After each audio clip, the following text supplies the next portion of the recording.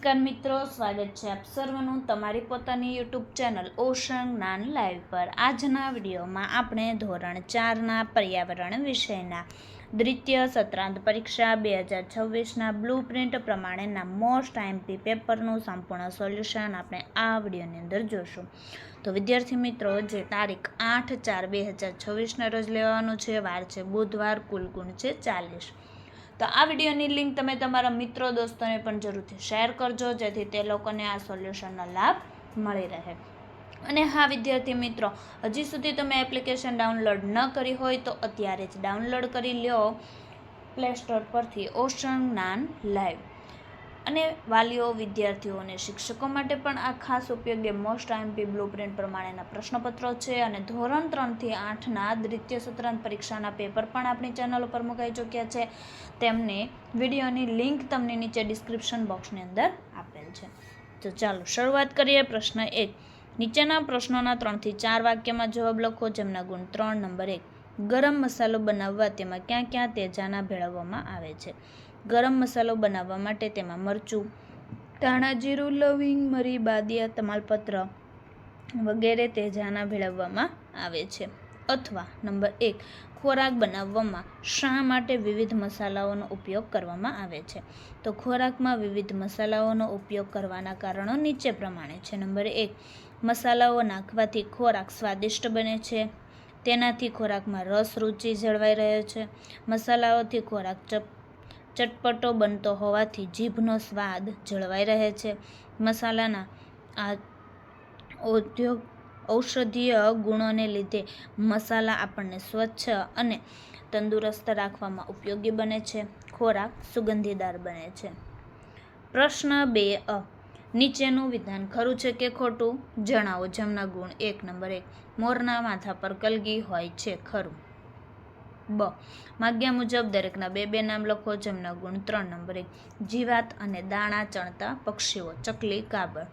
Number 2, વૃક્ષના થડમાં કાણું પાડી માળો બનાવનાર પક્ષીઓ, કંસારો, લકડખોદ। નંબર 3, લાંબા અને તીક્ષ્ણ રાક્ષસી દાંત ધરાવતા પ્રાણીઓ, વાઘ, સિંહ। પ્રશ્ન 3a, સાચો વિકલ્પ પસંદ કરી જવાબ આપો, જેમના ગુણ 1।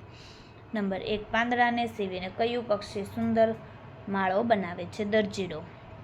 પ્રશ્ન 3b, નીચેના પ્રશ્નોના માગ્યા મુજબ ઉત્તર આપો। નંબર 1, તેજલને તેની માતાને લઈ ગામથી અમદાવાદ કેમ આવવું પડ્યું હતું? જેમના ગુણ 1। તો તેજલની માતા બીમાર હોવાથી તેના ઈલાજ માટે તેજલને તેની માતાને લઈ ગામથી અમદાવાદ આવવું પડ્યું હતું। ત્યાર પછી 2, સાચો વિકલ્પ પસંદ કરી જવાબ આપો, જેમના ગુણ 1। બહુમાળી મકાનોમાં વપરાશના પાણીની શું વ્યવસ્થા હોય છે? જવાબ આવશે ક, ધાબા પર પાણીની ટાંકી હોય છે। પ્રશ્ન 3ક, નીચેના પ્રશ્નોના ઉત્તર લખો, જેમના ગુણ 2। નંબર 1, અમદાવાદમાં ક્યાં ક્યાં જોવાલાયક સ્થળો આવેલા છે? તો અમદાવાદમાં કાંકરિયા તળાવ, રિવરફ્રન્ટ, સીદી સૈયદની જાળી, સરખેજનો રોજો, સાયન્સ સિટી, ગાંધી આશ્રમ, આંતરરાષ્ટ્રીય હવાઈ મથક, હઠીસિંગના દેરા, પર્યાવરણ શિક્ષણ કેન્દ્ર, બાલ વાટિકા, પ્રાણી સંગ્રહાલય, ફરતી હોટલ, પતંગ હોટલ વગેરે જોવાલાયક સ્થળો આવેલા છે। પ્રશ્ન 4a, નીચેના પ્રશ્નોના ઉત્તર લખો, જેમના ગુણ 2। નંબર 1, પાકની ફેરબદલી એટલે શું? તો ખેતરમાં એક જ જાતનો પાક દર વખતે ઉગાડવાને બદલે જુદા જુદા પાક વારાફરતી ઉગાડવામાં આવે તેને પાકની ફેરબદલી કહે છે। પ્રશ્ન 4b, સાચો વિકલ્પ પસંદ કરી જવાબ આપો, જેમના ગુણ 1। નંબર 1, વ્યવસાયકારના કાર્ય અને વ્યવસાયકાર બાબતે કઈ જોડ ખોટી છે? તો ડી, વાળ કાપવા અને ધોબી। પ્રશ્ન 4ક, નીચેના પ્રશ્નોના જવાબ લખો, જેમના ગુણ 2। નંબર 1, પટોળાનો રંગ શા માટે જતો નથી? તો પટોળાના તાણા અને વાણા પાકા રંગોથી રંગાયા હોવાથી તેનો રંગ જતો નથી।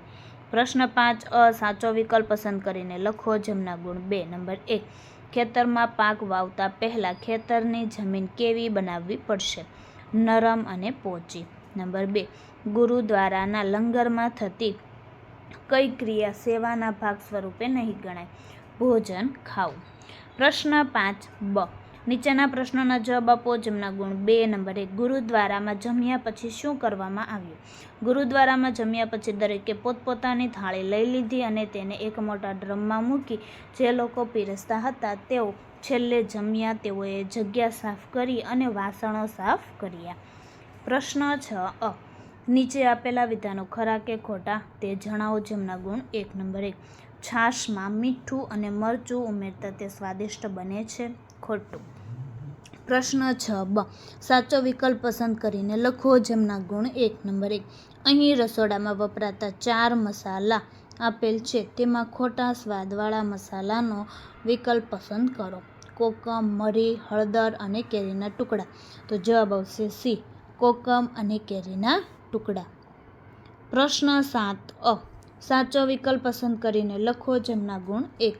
નંબર 1, શાકભાજી કોથળામાં ભરી કોથળા ઉપર પાણી છાંટવાથી શું ફેરફાર જોવા મળશે? સી, શાકભાજી લાંબા સમય સુધી તાજી રહેશે.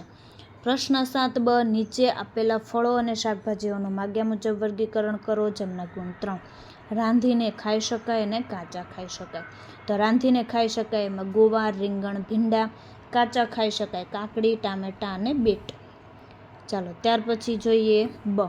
નીચે આપેલા પ્રશ્નોના જવાબ લખો. નંબર 1, ઋતુ પ્રમાણે લીલા શાકભાજી અને ફળો શા માટે ખાવા જોઈએ? તો લીલા શાકભાજી અને ફળોમાંથી આપણને વિવિધ પ્રકારના વિટામિન, ખનિજ, ક્ષાર અને પોષક તત્વો મળી રહે છે. આનાથી આપણને રોગો સામે લડવાની તાકાત મળે છે. તેથી ઋતુ પ્રમાણે લીલા શાકભાજી અને ફળો ખાવા જોઈએ. વિદ્યાર્થી મિત્રો, ધોરણ 3 થી 8ના દ્વિતીય સત્રાંત પરીક્ષા 2026 માટે ખાસ ઉપયોગી મોસ્ટ આઈએમપી બ્લુપ્રિન્ટ મુજબ પ્રશ્નપત્ર. બધા જ વિષયના રેડી ટુ પ્રિન્ટ પ્રશ્નપત્ર પ્લસ સોલ્યુશન સાથેની PDF ઉપલબ્ધ. એક વિષયની કિંમત માત્ર ₹40. અસાઇનમેન્ટ. બધા જ વિષયના રેડી ટુ પ્રિન્ટ સોલ્યુશન સાથેની PDF ઉપલબ્ધ. એક વિષયની કિંમત માત્ર ₹100. ફ્રી પ્રશ્નપત્ર પ્લસ અસાઇનમેન્ટ. ઓશરંગ જ્ઞાન લાઈવ એપ્લિકેશન ડાઉનલોડ કરી બ્રહ્માસ્ત્ર બેન્ચમાં જોઈન થઈ જાઓ. પ્રશ્નપત્ર અને અસાઇનમેન્ટ મેળવવા વધારે માહિતી માટે સંપર્ક કરો 70 46 22 22 54. પ્રશ્ન 8, નીચે આપેલ માગ્યા મુજબ જવાબ લખો જેમના ગુણ 3. નંબર 1, અબુધાબીનો મોટા ભાગનો વિસ્તાર ખાલી જગ્યા છે રણ પ્રદેશ. નંબર 2, રણમાં વૃક્ષો કેમ ઓછા હોય છે જેમના ગુણ 2. રણમાં જમીન રેતાળ હોય છે અને પાણીની ખૂબ જ અછત હોય છે.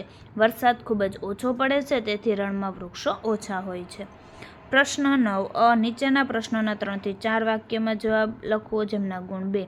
ગંદુ પાણી આપણા શરીરને કેવી રીતે નુકસાન કરે છે? તો કે ગંદા પાણીમાં કચરો, માટી અને રોગના જંતુઓ હોય છે.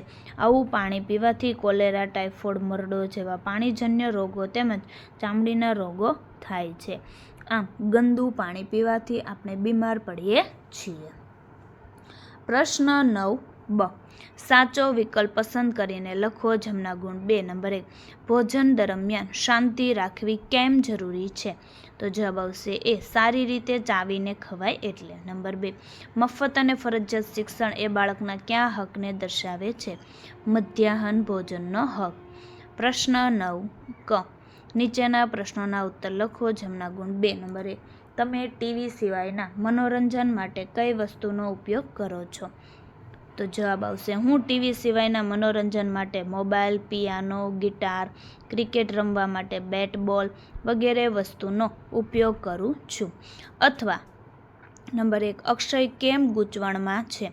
તો અક્ષય એ માટે ગૂંચવણમાં છે કે દાદીમાએ તેને અનિલના ઘરે કોઈ પણ વસ્તુ ખાવા પીવા માટે ના કહી છે, પરંતુ તે મિત્રતાને લીધે પાણીનો પ્યાલો લેવાની ના કહી શકે તેમ નથી. તો વિદ્યાર્થી મિત્રો, તમારા કોઈ મિત્રો, સગા સંબંધીઓ ધોરણ 6ની અંદર અભ્યાસ કરતા હોય તેઓ માટે એક બ્રહ્માસ્ત્ર બેન્ચનું આયોજન કરેલ છે.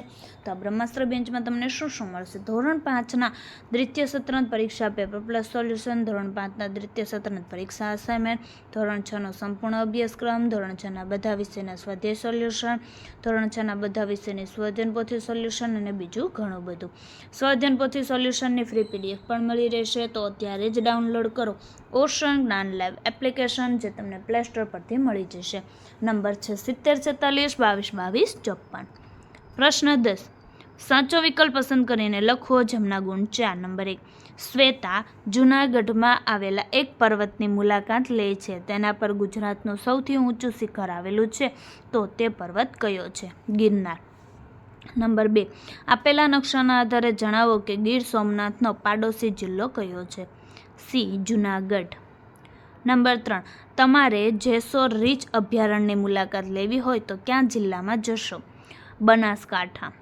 નંબર 4. નકશાના આધારે જણાવો કે કયો તાલુકો સૌથી વધુ તાલુકા સાથે સરહદ ધરાવે છે? હારીજ. તો વિદ્યાર્થી મિત્રો, ફરી આપણે મળીશું બીજા પ્રશ્નપત્રના સંપૂર્ણ સોલ્યુશન સાથે. આ વિડીયોની લિંક તમે તમારા મિત્રો દોસ્તોને જરૂરથી શેર કરજો, જેથી તે લોકોને આ સોલ્યુશનનો લાભ મળી રહે.